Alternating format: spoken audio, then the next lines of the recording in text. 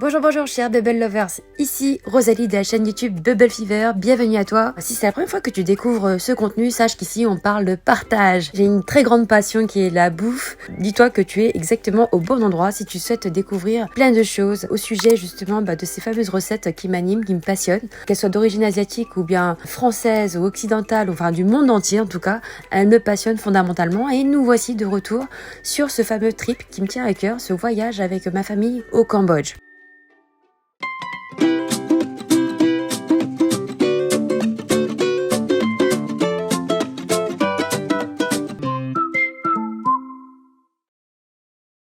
Ça, c'est trop bon. C'est du hammock revisité. En tout cas, j'ai pas l'habitude de manger comme ça. Hammock, c'est une recette que j'affectionne particulièrement parce que Mamie Bune me l'a préparée depuis que je suis toute petite. Le principe, c'est vraiment de couper la chair du poisson pour éviter toutes les arêtes et de reconstituer normalement une sorte de ballotine avec des feuilles de banane. Je m'attendais pas du tout à la retrouver de cette manière-là, mais en tout cas, les parfums et les saveurs y étaient. Je retrouvais la citronnelle, le galanga, l'ail, bien sûr le curcuma, le lait de coco, le prahok. C'est vraiment cette pâte de poisson fermentée un peu, mais qui donne un goût incroyable au plat cambodgien. C'est vraiment la marque de fabrique. Vous avez le petit twist avec les petites feuilles de citron et puis là nous on était vraiment avec le poisson traditionnel, donc c'est la poisson tête de serpent, mais en France c'est vrai que tu peux aussi faire la version avec du cabillaud, ça marche super bien. Alors ça c'est slokoko, c'est en fait une soupe que tu prépares avec ces différents légumes et je les adore. La version de Mamie Bune c'est une tuerie. Donc là c'est la version du bled. Donc je reconnais les légumes, donc je vois aussi la petite citrouille. Mamie Bune elle me le mixe avec un peu de viande de porc, mais là c'est 100% poisson, je le connais pas. Alors déjà j'ai vu 2 piments dedans. I don't know if it's too spicy for me or not. Ça sent bon. Ah oui, c'est du riz aussi grillé. C'est du riz grillé en fait qui donne le goût particulier en fait à cette soupe. Waouh, oh elle est trop bonne. Oh j'adore. Pas trop salé. On sent en fait vraiment le fondant des légumes et c'est juste trop bon. Et là je vais goûter le poisson. C'est parti. Waouh. Et franchement, je valide de ouf. Franchement, la note, je la mets à 9 sur 10. Là ce plat là il est parfaitement réussi pour moi. Là c'est parti ceux qui ne veulent pas mettre 10. Pour celui-ci, c'était le Nom Chop. C'est vraiment de la vermicelle froide. C'est vraiment un plat emblématique du Cambodge. Les vermicelles de riz sont cuites au préalable dans de l'eau bouillante, un peu comme des pâtes. On les réserve de côté. Et ensuite, ce qui nous intéresse, c'est vraiment ce petit bouillon qui est vraiment super intéressant. Donc, c'est une soupe qui est faite à base de poisson. On y met en fait pas mal d'ingrédients qu'on retrouve en fait dans le hammock. Donc, on retrouve ce prahok, cette fameuse pâte de poisson. On va retrouver également normalement de la chair de, je sais pas comment le décrire parce qu'il n'y a pas d'équivalent en français ou dans la cuisine occidentale que je pourrais vous permettre de faire une idée en bouche, mais c'est vraiment super bon.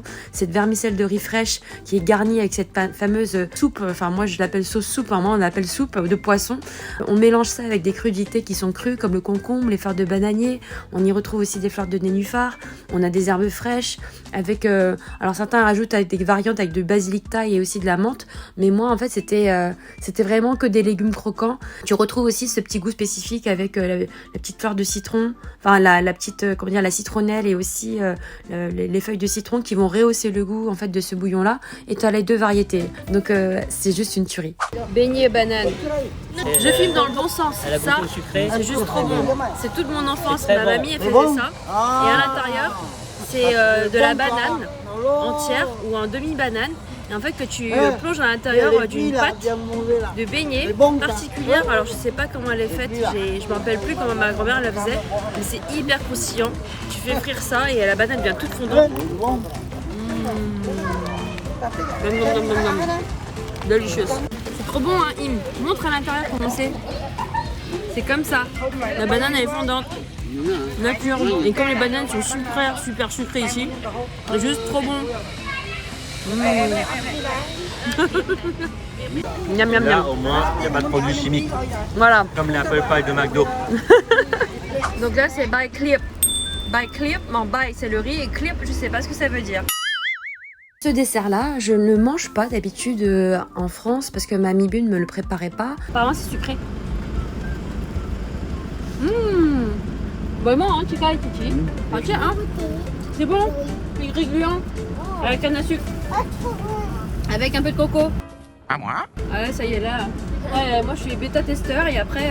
Alors elles adorent goûter les trucs bien qu'elles connaissent occidentaux.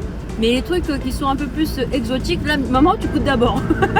Je pense que c'est vraiment cet aspect un peu riz-gluant qu'on retrouve. Donc vous voyez, cette côté translucide qu'on retrouve sur ce riz-là, c'est parce qu'il y a une préparation. C'est que le riz gluant est d'abord préalablement cuit al dente et ensuite c'est mélangé avec du sucre caramélisé avec du lait de coco qui est cuit comme ça très lentement avec comment dire, l'amidon et le sucre, et ben ça finit par s'agglomérer ensemble et ça passe, ça fait le taf, mais c'est vrai que c'est pas mon dessert premium. Bon bah voilà, j'ai donné la béquille à tous mes petits enfants, tiens. Il y a le gros enfant là qui est là. Nom Chokrok Chan. Alors je sais pas si je le prononce bien. Donc nom, vous avez compris, ça veut dire toujours gâteau. Il est constitué à base de farine de riz. On a de l'eau, de la crème de coco, du sucre de palme et du sel. Et c'est un gâteau qui a une texture assez un peu gélatineuse, qui se déguste traditionnellement justement dans ces différentes couleurs assez vives. Donc dans celle que j'ai goûtée, elle était rouge avec du blanc. De base, dans ma famille, c'est la version verte et blanche. Bon, celui-là, je le connais déjà parce qu'il y en a en France, mais au Cambodge. C'est là, ils le font avec un colorant, je sais pas, j'ai l'impression que c'est un colorant chimique. Je pense pas que c'est fait avec de la farine de... Enfin, avec de la pitaya, mais grave trop sucré. Moi, je valide pas. Nom Kroy. Ah, si, j'ai quand même. Le nom Kroy. Alors, c'est le nom que je donnerais à ce dessert-là, mais Mamie Bune me dit que c'est pas tout à fait ça, parce que normalement, c'est vraiment une forme qui est ronde et qui ressemble vraiment à une orange. Et c'est vrai que cette version-là était aplatie, donc plus facile à manger. Ça, nom Kroy, c'est ce que ma grand-mère elle a adoré préparer à la maison, mais ça, c'est une autre version que je ne connaissais pas. Donc, c'est une version qui est plate. Normalement, ça doit reformer une boule et tu manges à l'intérieur quelque chose qui est farci. Souvent, c'est à base de graines de soja. C'est une version qui est déjà aplatie, donc peut-être pour faciliter de le manger. Voilà. Le nom Macao, alors c'est un gâteau qui est moelleux. On travaille avec le fruit du palmier qui est mûr. On prend la peau pour mélanger avec la farine de riz et avoir cette couleur jaune ambrée et parfumée. C'est cuit à la vapeur et franchement c'est une tuerie. Je l'adore. C'est une madeleine de Proust, mais c'est vrai qu'on n'en fabrique pas souvent. Mais du coup au Cambodge, il y en avait partout et c'est vrai que j'étais très contente de retrouver ce gâteau qui est vraiment super bon. C'est comme un petit pain, mais un peu plus élastique. Ouais, c'est pas mal, hein. Trop bon. Ça c'est un dessert que ma mamie a kiffé aussi. Quand on allait à Pagode de Vincennes. Le Nom Popeye, c'est un gâteau fabriqué avec de la farine de riz gluant, avec du sésame grillé et une pointe de sel, avec du lait de coco et avec le moelleux, le côté un peu jelly en fait de cette pâte. Et à l'intérieur, vous retrouvez cette petite farce à graines de soja qui était mais juste super bon. Donc j'en mange pas souvent parce que je trouve que c'est un peu stock, mais c'est vrai que c'était vraiment pas mal. C'est bon ça. Non mais il y a quoi dedans? Non mais t'es sérieux? Voilà, il y a de la graine de... c'est ça? Graine de soja. Alors le keteo, la base, pour nous c'est la base, c'est marrant parce que dans le 13e ou dans le quartier chinois, tu le manges en fait comme un plat, un peu à midi comme une soupe, mais en vrai au bled ça se mange mais au petit-déj quoi, c'est la base. On mange pas sucré au petit-déj en Asie du Sud-Est, généralement c'est vraiment des plats salés et donc du coup le keteo c'est vraiment un plat à base de pâte de riz, on en mange vraiment partout en Asie du Sud-Est et selon les régions tu vas retrouver aussi des variantes. Moi je préfère celle qui est faite avec du porc et de la crevette et c'est vrai que celle qu'on a consommée régulièrement c'était le keteo de Phnom Penh, donc vraiment avec des tripes et ça je l'ai découvert, je le savais pas. Moi je pensais que le keteo de Phnom Penh c'était vraiment celle que je mangeais en fait chez Mamie Bune qui était à base de porc et de crevettes. Mais la version justement de Phnom Penh c'est vraiment du porc et 100% tripes, sang de porc, enfin bref, et c'est vraiment pas quelque chose que j'affectionne en vrai, mais moi ce que j'aime c'est vraiment le bouillon et la pâte de riz et moi c'est dans cette version là que j'affectionne particulièrement. On change la terre du bouillon comme ça. Miam miam miam. Tu valides Dim? Je valide.